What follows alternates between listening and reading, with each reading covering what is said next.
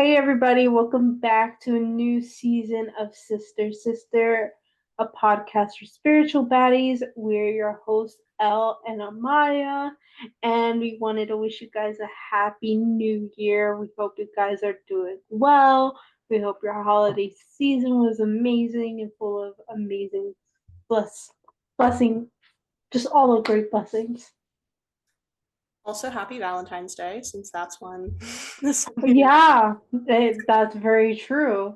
Happy Valentine's Day as well. If you guys remember from last season, we talked about going in a more kind of serious direction with this new season and kind of talking a little bit about social justice and advocacy, kind of going deeper into some of the topics. So, like today's topics, for example, is something we already covered in one of our first seasons, but we're going to talk about it on a deeper level. Yes, today we're going to be talking about manifestation. And that's a big thing that you're going to see this year. I mean, people have been saying it for a long time now, but I feel like now more than ever, people are really honed in on what their goals are for this year. And we're going to be talking about like the law of attraction again, manifestations, and ways to manifest. And a big one is vision boards. So, Elle, let's talk about it.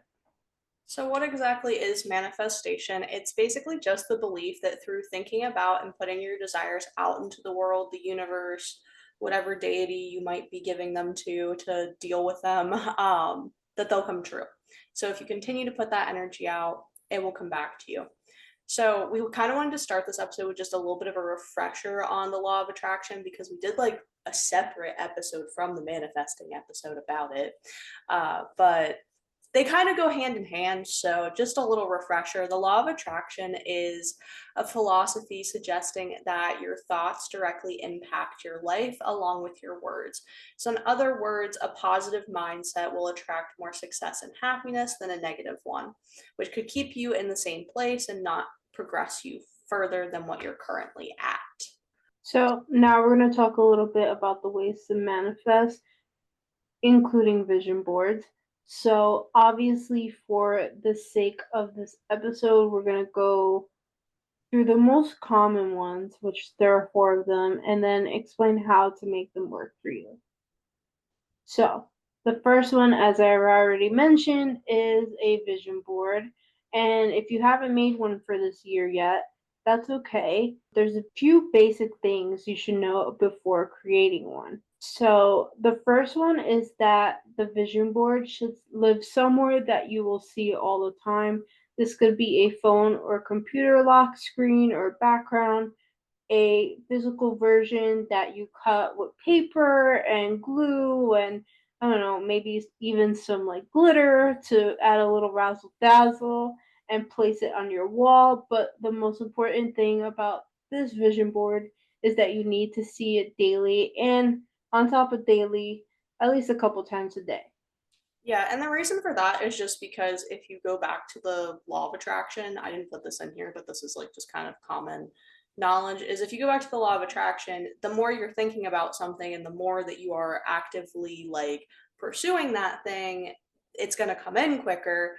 So if you have your vision board that you create and then you just stick it somewhere that you're like never at, like I don't know, maybe you don't spend a lot of time in your room. You just go in there to sleep and it's on the wall in there. Like it's not really doing you much good. It's not reminding you of those things that you're wanting to manifest. That's kind of the whole point of it.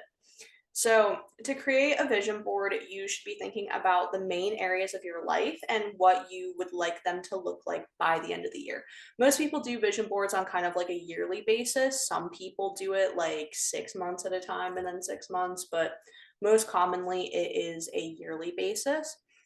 Some of the main areas that I personally look at and Amaya looks at when we make our vision boards are things like career, finances, and money as one, health and wellness, your love and like personal relationships, your interconnectedness with people, spirituality, your home life, other like connections with people, whether it's like work, things like that. And these are just a couple to name, they can vary from person to person. You don't have to put all of these things on there. Another one that I don't think I like really touched on that I put on mine is like the overall energy that you want to exude as a person throughout the following year. So, really, it is you kind of pick and choose what you're trying to manifest first, and then you focus on what those categories kind of fit to find images and things like that to really make it into your vision board. And the next thing is finding quotes and images that represent the best version of yourself.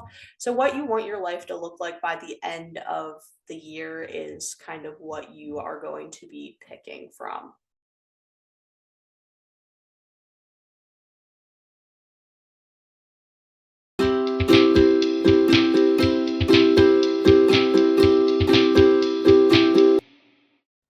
I wanted to show you guys an example of my lock screen. I literally just went on Pinterest, found pictures that I liked, kind of what I wanted my year to look like.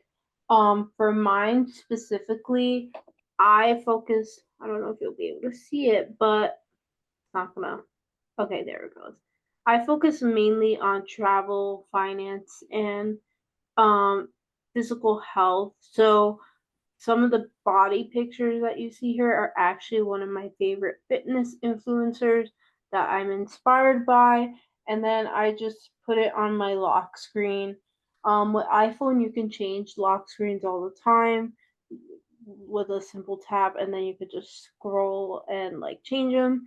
So I usually change mine, but I've been really trying to hone in on the manifestations that I put this year.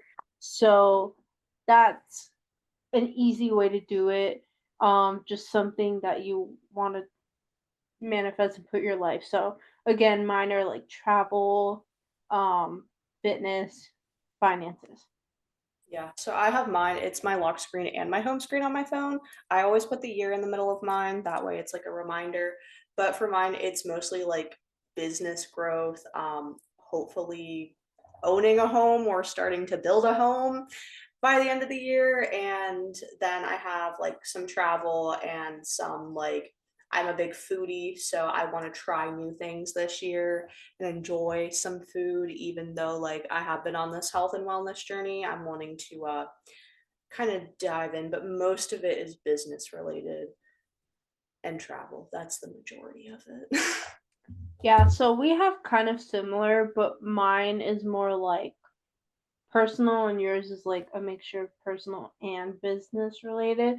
So again, you can you can even make a vision board on Pinterest. Like they have a new feature where you can create collages, and I've actually tried it once. It's pretty fun. So if you don't like Canva or don't have a Canva subscription, use Pinterest, or you can go the old fashioned route, which is always fun if you're crafty and, you know, want something to look back on at the end of the year, and maybe even save it one day to show your kids, your grandkids, whatever, how you used to manifest. Yeah, and So, like the whole collaging thing, whenever I first started, I always did it on like a piece of poster board. And then for me, I spend a lot of time where my altar is. So it hung up behind my altar. That was like the place that I knew that I would see it all the time. yeah, yeah. So it really is just about what works best for you, and make sure it focuses on things that you know you can achieve in this year. So, next is what you want to accomplish or hope to accomplish for each area. The best thing to do is to keep it short and have 1 to 3 goals for each area. So, for example, if you're focusing on finances this year, talk about things related to finance. Like, for example, for me personally, a goal that I would like to achieve now that I have a full time job, which I didn't even tell you guys that, but more on that later, is I would like to personally save $20,000 this year out of what I would get paid in a given year. So, for example, one is going to be like, I would like to save X amount of dollars this year. And then maybe another one is being a little more frugal with my spending and not just, I have a bad habit of buying things just because I want them. Not that I necessarily need them. So that's something that I'm working on this year. Yeah, and the act of, picking those goals, and then I always say write them down. Write them down somewhere that you're not going to forget about them, whether that's in your notes app on your phone, whether you journal and you have a new journal for the beginning of 2025, whatever it may be, just so you can go back and look at like the specific goals and kind of, take note of what you've accomplished so far, even like halfway through the year and then at the end of the year as well. So, you basically, once again, once you're done with all of that, place it somewhere that you're going to always see it, whether it's digital or physical. And then vision boards kind of work in a few ways. The first way is that they serve as a constant reminder of our goals by seeing it all the time. So, like I said at the beginning, by the means of law of attraction, you're looking at something, you're actively thinking about it, you're actively bringing it in. And then the other way is always seeing what you're hoping for your life to become. You're more likely to actually take action towards those goals.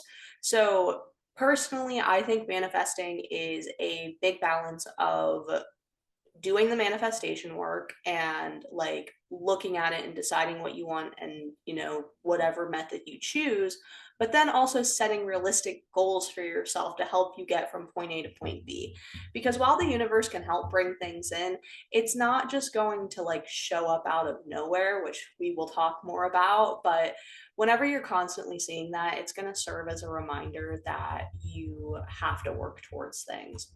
So, next, we're going to talk about the 369 method. So the next method is pretty popular because of TikTok. The 369 method is one of the simplest ways to manifest. So simply put, you're going to create an affirmation that aligns with your goal.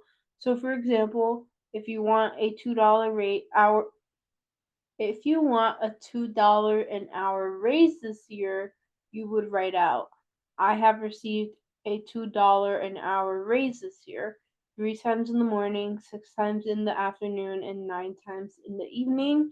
And typically, you would do this method for 21 days in a row consecutively, and then you leave it alone and then you let it do its thing. However, with this method, there's kind of a big misconception that a lot of people have, and that's that if you just write these statements, they're automatically going to become true. However, that isn't how any of this works. You have to actively work towards the things that you want. So, manifestations come to people who deserve them. The universe is giving in the ways that you are putting in the work and it actively sees that you are trying.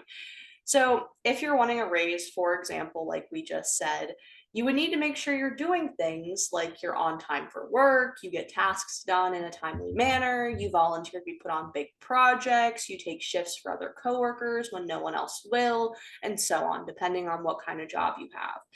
If you're always late to work, you do the bare minimum and never try to show that you're a valuable employee, that manifestation is definitely not coming in because you aren't attracting the energy that you're hoping to receive. You have to become in alignment with the energy that you want for the manifestation to come in. Then the next one we're going to talk about is scripting, which is one of my personal favorites. So go ahead and take that away, Emma. Yeah. So scripting is as simple as writing a letter, but the only difference is the letter is either to the universe or from your future self to your current self, if that's correct. Yeah. So in the instance that you're writing to the universe, there's two ways to go about it. The first way is to write a petition asking for the universe to bring in what you are trying to manifest. You would do this by showing gratitude for what you already have and ask for help for what new things you would like to come in. You would also or can also tell the universe how you've been working towards this goal or goals to show how you're putting in the work for this to come. Once this is done, it's customary to burn the petition on the new moon and leave it in the universe's hands. So, if you want to go the other way and I'll explain how to do that. So the second way is to write a letter to the universe, but date it for the future. For example, maybe in 6 months you would like to be in a new position at work and know a job is opening up and you're hoping to get promoted. For a letter in this instance, you would write it as your future self, show gratitude to the universe for making the manifestation for coming in, and also saying something along the lines of, Dear Universe, thank you for helping me achieve my goal of becoming the position, promotion that you're looking to get from your company's name. Then you would say, I am grateful for you recognizing my hard work and helping me get this new position. Thank you for guiding me daily in my work and helping my superiors notice the projects I was succeeding in, so on, so forth. Make sure you are super specific for any manifestation of any kind. You want to be specific because if you were just to write, Dear Universe, thank you for my new promotion. This promotion could literally be to a different department, could be a different job function, and it's not going to be what you want. So it's important to list the job title, the company, the department. If there's a monetary factor in there, put the amount that you're looking to get, um, that kind of thing. Just be specific. For this type of scripting, it's customary to leave the letter on a windowsill with a glass bottle of water on the new moon, and this will charge the water and petition with new moon energy. Then you'll want to drink the water the next day and keep the letter in your pillowcase or underneath your pillow, either or, to help your dreams come to fruition.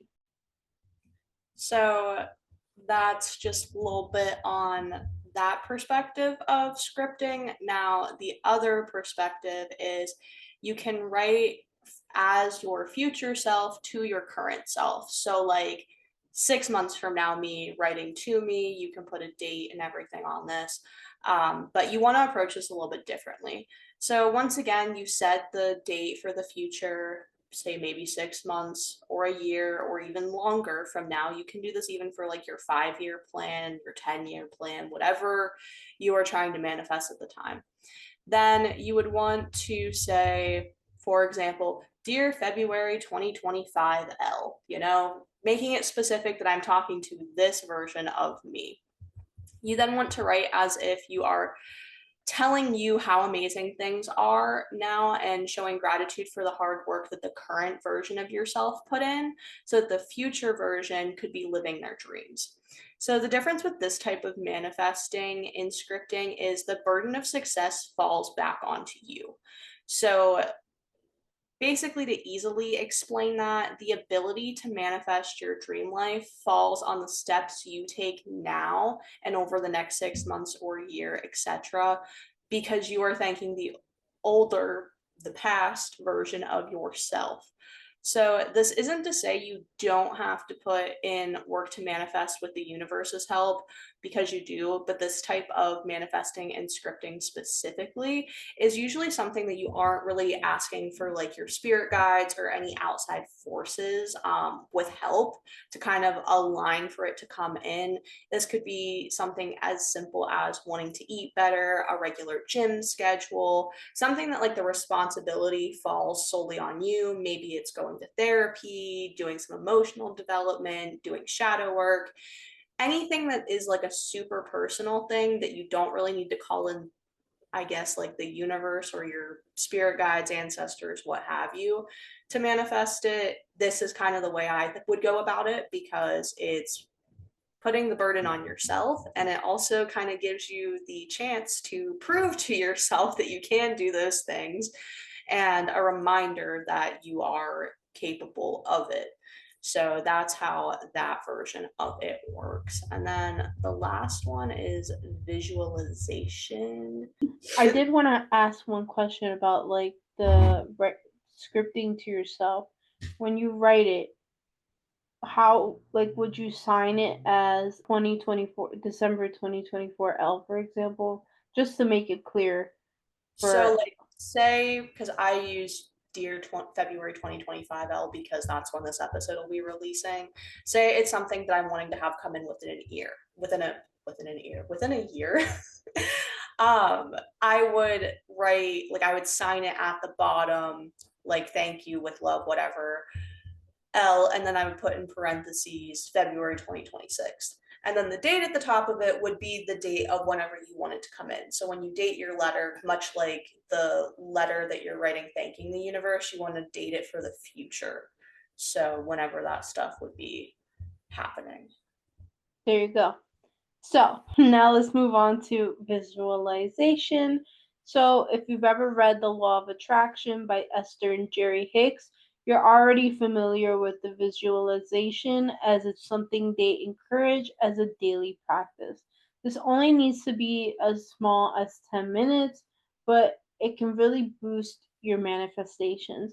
So basically, you want to sit down and bring yourself into a meditative state, and once you're in that state, you want to imagine you acting out your manifestation. Obviously, this looks different for everybody, and you could be handed the keys to your dream car and driving off in it. So let's say you want a Porsche, you're getting the keys to that Porsche at the dealer, and then you're going to vroom vroom out the lot. Or you could be taking a house tour of your dream home, having a meeting at work where you get the promotion you've been chasing after. No matter what your manifestation is, visualization is really easy. The idea of visualization heavily flows from the ideas of law of attraction. In the book, the Hicks recommends this practice for 10 minutes a day because you can do anything for 10 minutes. And once you get into this routine of regularly thinking about your manifestation, then you're able to overall have more positive thoughts and think about your manifestations more often. This practice solely relies on creating a habit, then making that habit work for you. And if you guys didn't already know, it takes 21 days to form a habit. So if you do that for 21 days, that's 210 minutes spent visualization, visualizing your manifestation. Yeah, and that's something I personally do every single day. I do it in the morning before I even like check my phone and get out of bed. I sit up in bed. I take my morning meds that I have to take and can't eat for a half hour. And then the first 10 minutes while I'm waiting to be able to eat, I am visualizing. Then I check my phone and get out of bed and go do what I need to do. But it's something that can be done so simply and so easily. And if you struggle with getting into that kind of meditative state, like, don't freak out. You can have music playing or something, like, it's not like, the important thing is that you're focused on what you're visualizing, not that there can't be any background noise. So now we're going to talk about practical goal setting. And for this, I would like to bring out the manifestation journal that I have created and is available for sale on both my website and Amazon Kindle and paperback. I couldn't think of the word. This is a 3-month workbook to teach you how to manifest and practically goal set, to be able to get into the habit of it. I also will say it is cheaper on my website because I pay less when I get author copies compared to what they take out as royalties. So if you want it, it'll be linked for both.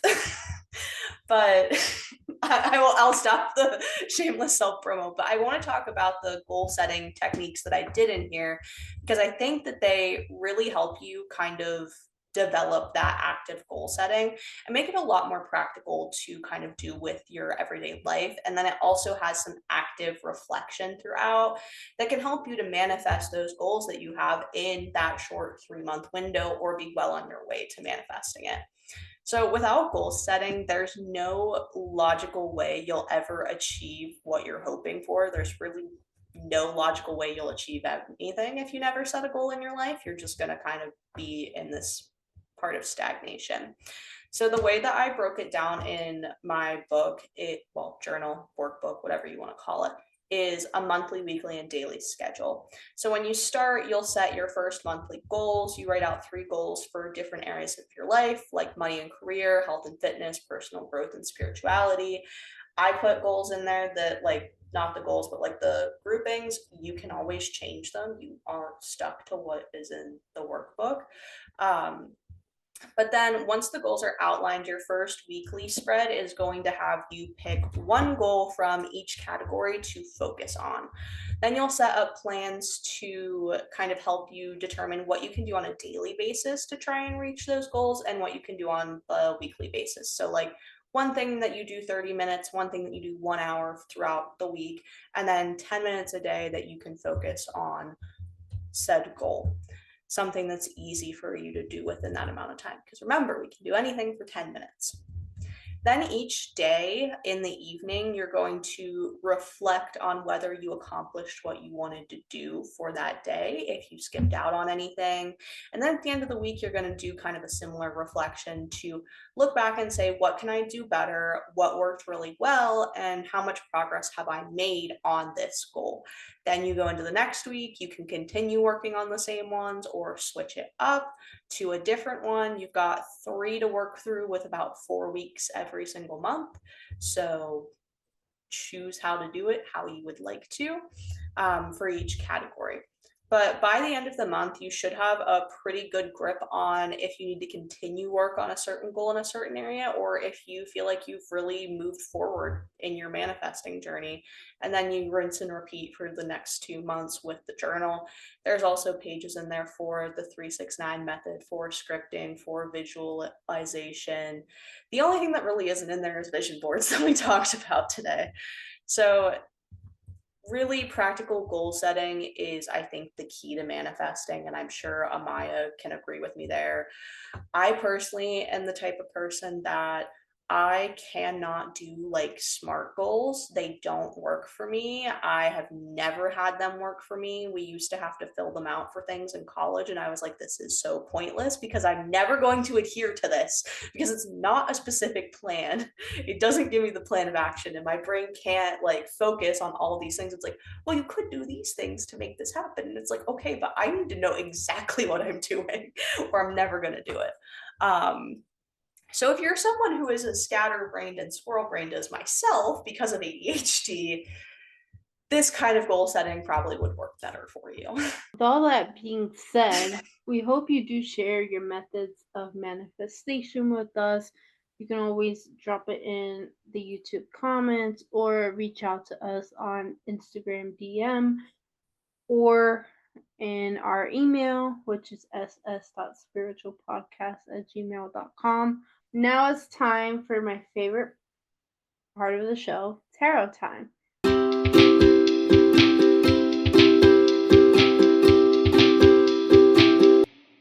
Elle, what deck are you using this season? I am using the Luna Soul Tarot, which is one of my favorite decks. This was like the first tarot deck I bought for myself ever. And you can tell because this part is starting to come off on it. But I love this deck. I specifically love the death card. This is what the little skeleton dude looks like on it. Yeah, that's it. It's by Liminal 2. The deck that I have painted on the shop ceiling is also by Liminal 2. So I think it's Liminal 2. Just watch me line. It's like Liminal 3 or something.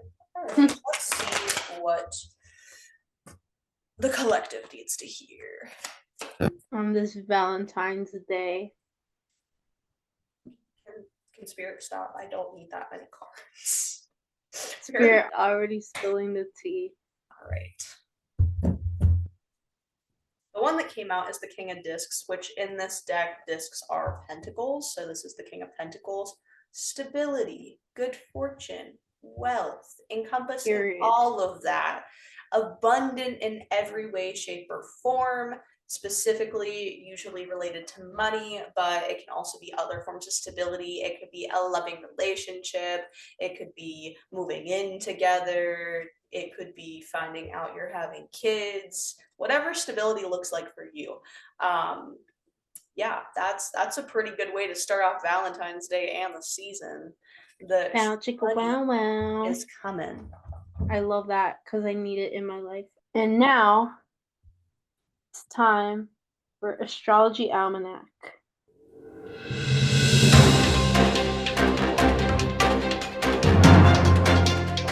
Starting today, Mercury enters Pisces, which can aid you in increasing your imagination and having better workflow on creative projects.